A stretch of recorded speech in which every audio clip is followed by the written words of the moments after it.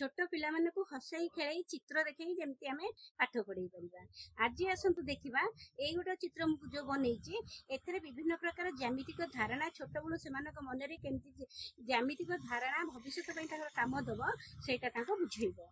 एटा प्रथमे एटा गोटे वृत्त करिछि एटा देख वृत्त होई गेला एटा को पिला माने एंती बाहर कर देबे पुणी एटा को सेटिंग कर देबे। तापर एटा होछि त्रिभुज एटा होछि तीन बाहुरे विशिष्ट एटा गोटे त्रिभुज पिला माने एटा को बाहर कर देबे एटा को मध्य खंजी देबे। एटा गोटे चतुर्भुज पिला माने एटा को एंती बाहर कर दे एटा को खंजी देबे। एटा गोटे होछि आयतक्षेत्र एंती एटा बाहरी गेला एटा हैला खंजा है गेला।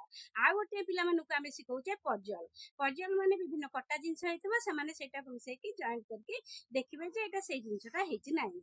एठी गोटे हाथ हृदयर चित्र एटा बनैछि एमती जदि पिला मानक मध्यरे आमे पाठ पढ़ी परिबा भविष्यत रे सेमानक मनरे गोटे धारणा आसीबो।